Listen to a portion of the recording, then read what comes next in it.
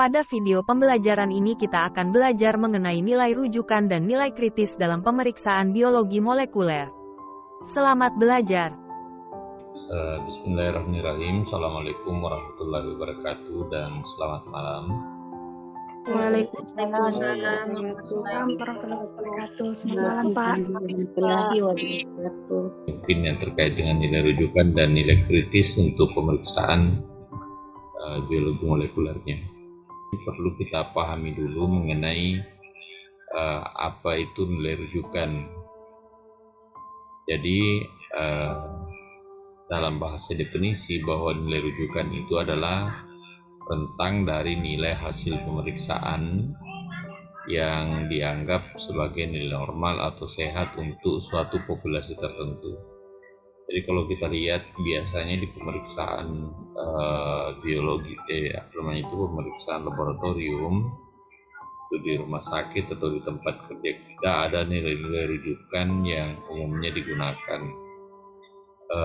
Nah, nilai rujukan ini itulah yang biasanya menjadi dasar untuk menyatakan seseorang itu hasil pemeriksaannya misalnya normal atau hasil pemeriksaannya ada gangguan. Tetapi untuk pembahasan kita pada malam ini itu adalah nilai rujukan maupun nilai kritis yang kaitannya dengan pemeriksaan biologi molekuler. Rentang ini ditentukan berdasarkan pengumpulan data dari sampel besar dari populasi yang sehat. Jadi nilai rujukan ini biasanya diambil dari nilai pada populasi yang sehat atau populasi yang tidak bermasalah.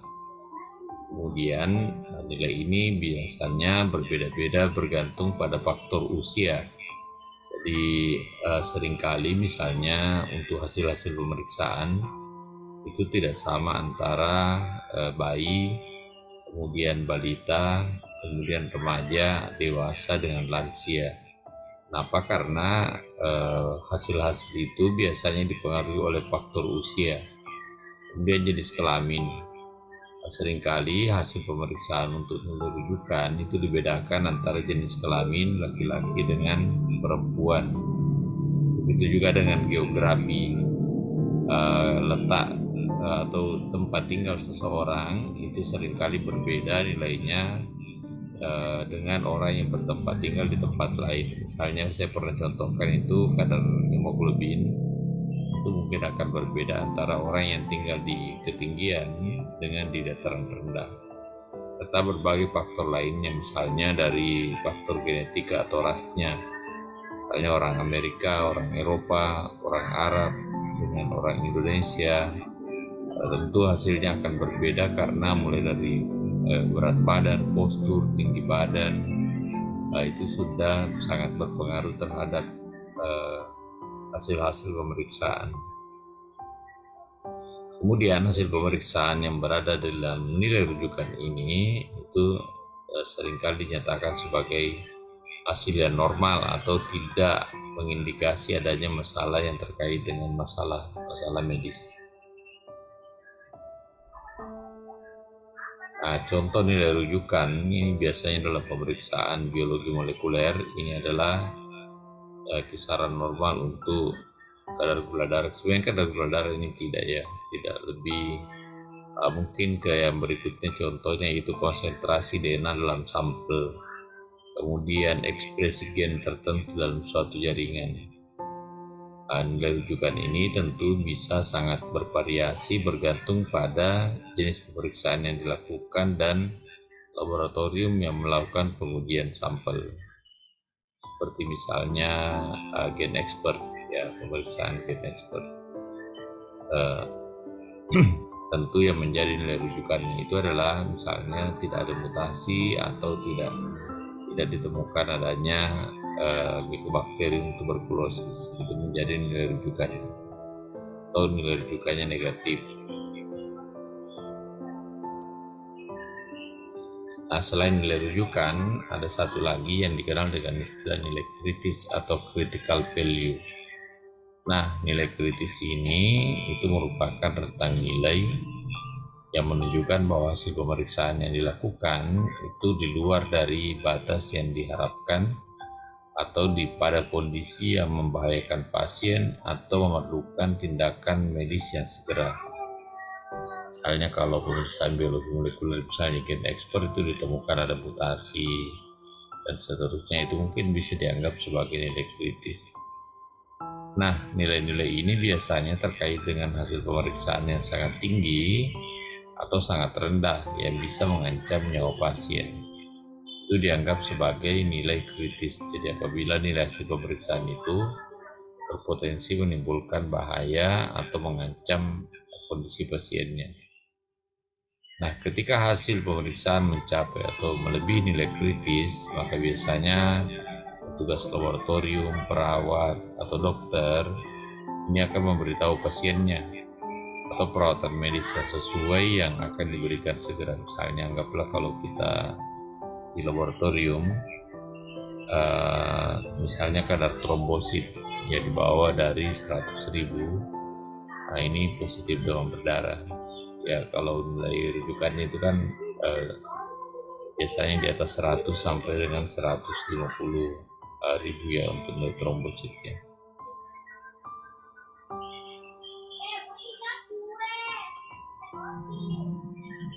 Nah, contoh nilai kritis dalam pemeriksaan biologi molekuler adalah jika pemeriksaan pada gen-gen tertentu ini menunjukkan adanya mutasi yang berhubungan dengan risiko terjadinya kanker, misalnya pada pemeriksaan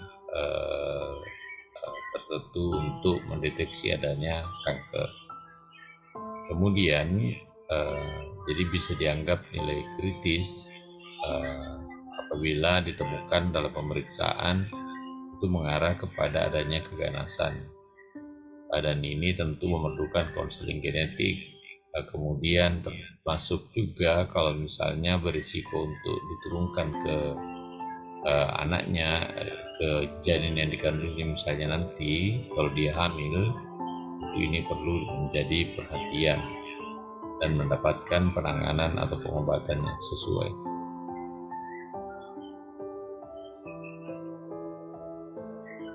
Nah, pentingnya nilai rujukan dan nilai kritis ini yang pertama adalah ketepatan penentuan nilai rujukan dan nilai kritis ini tentu sangat penting untuk menjadi interpretasi hasil pemeriksaan yang akurat dan pengambilan keputusan klinis yang tepat.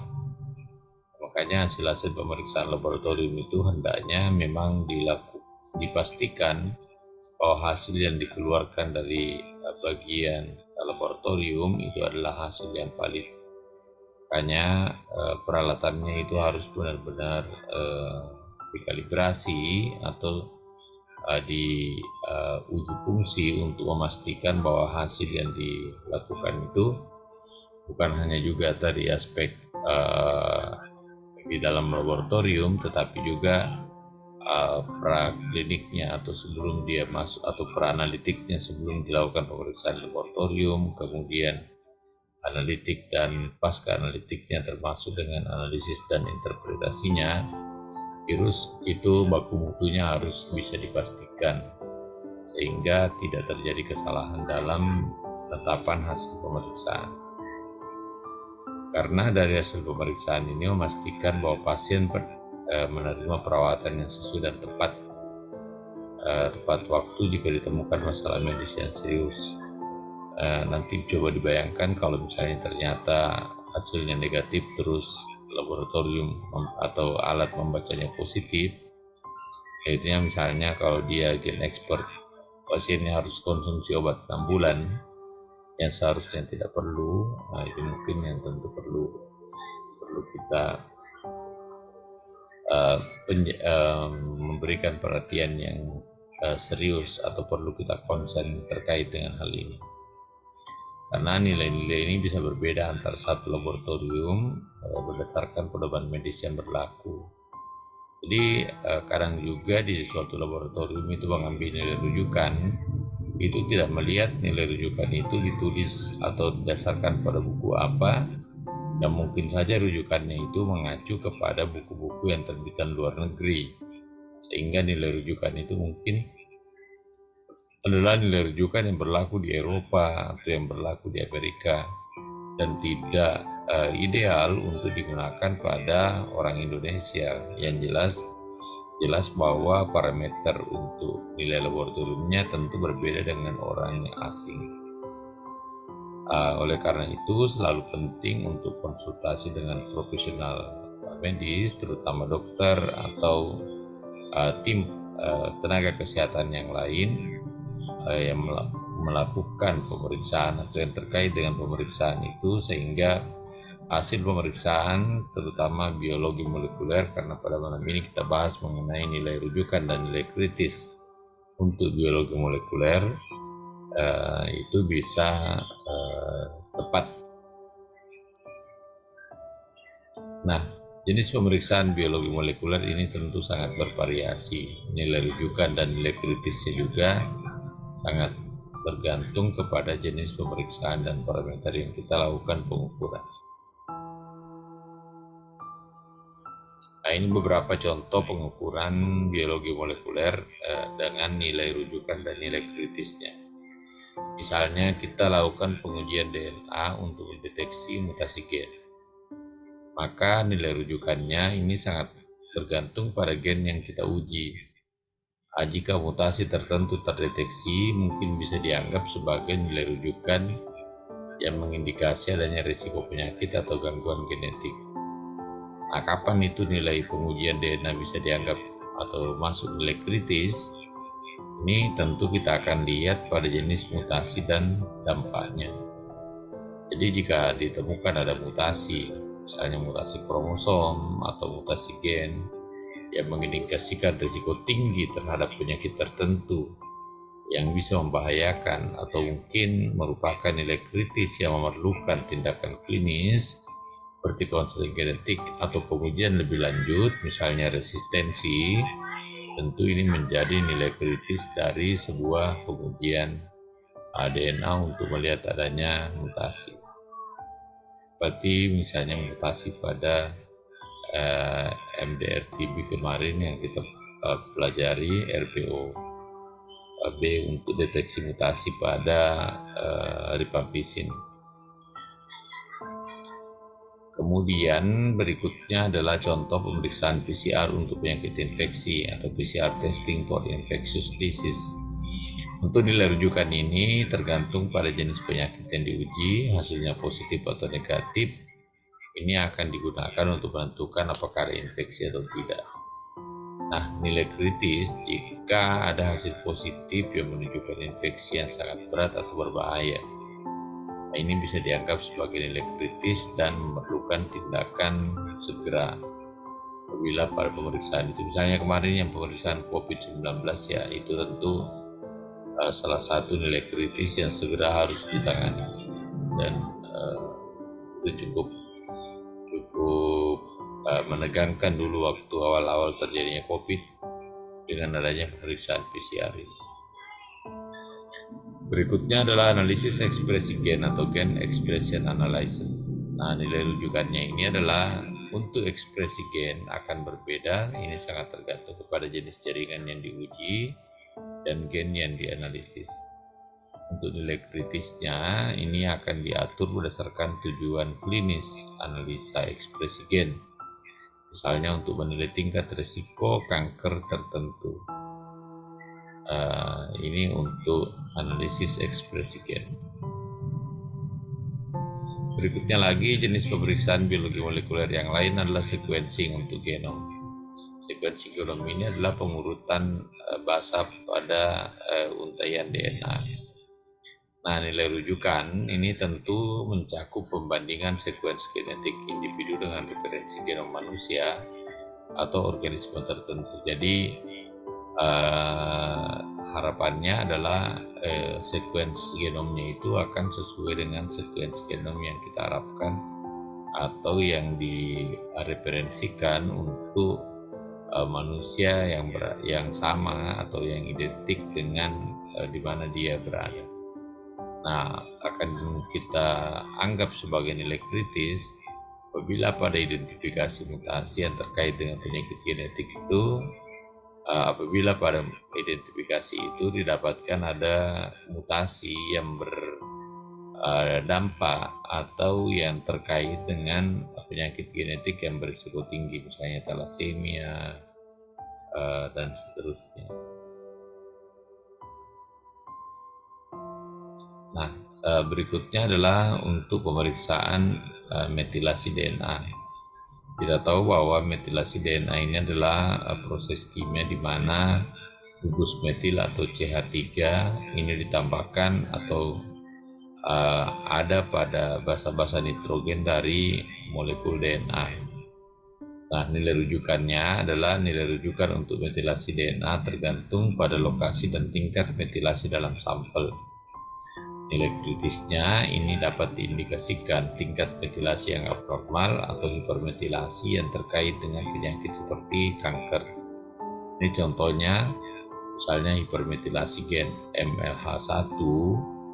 Nah, peningkatan metilasi DNA pada gen MLH1 ini sering ditemukan dalam atau pada kanker kolorektal, terutama pada kasus kanker yang terkait dengan sindrom Lynch. Jadi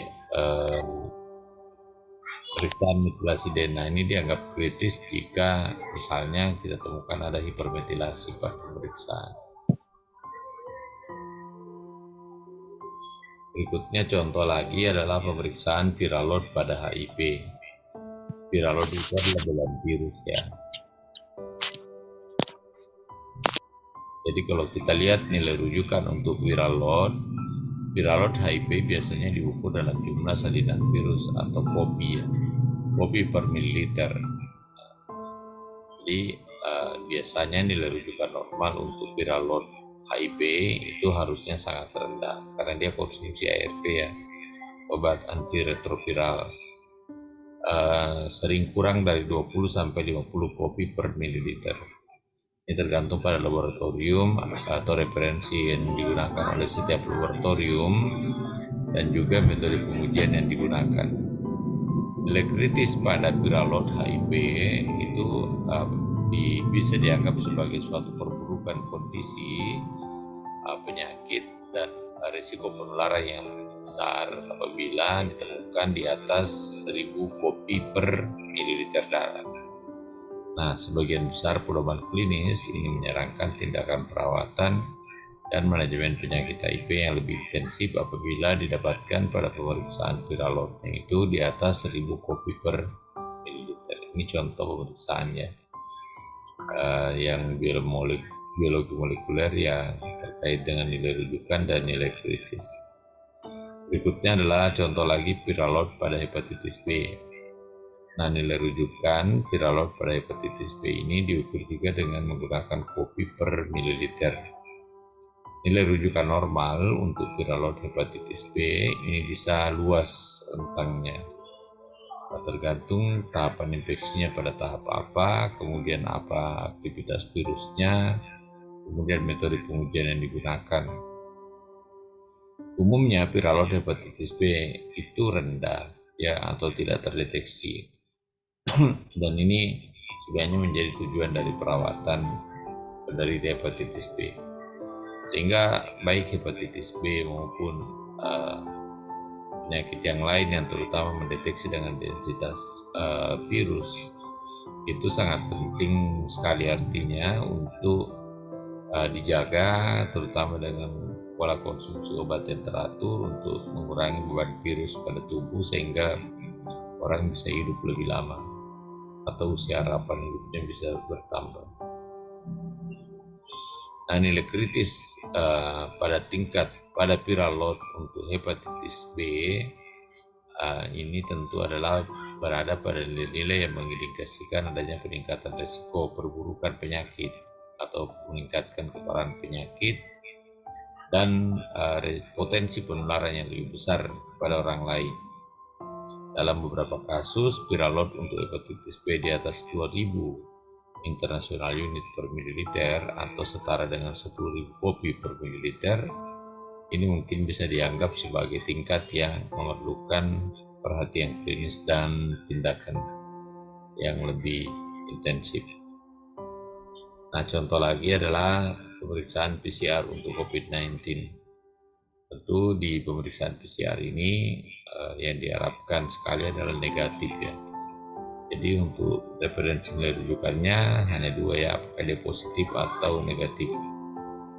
Nah, nilai rujukan untuk hasil negatif adalah ketika pada tes tidak ditemukan adanya RNA virus SARS-CoV-2 pada sampel, artinya pasiennya tidak ada infeksi. Nah,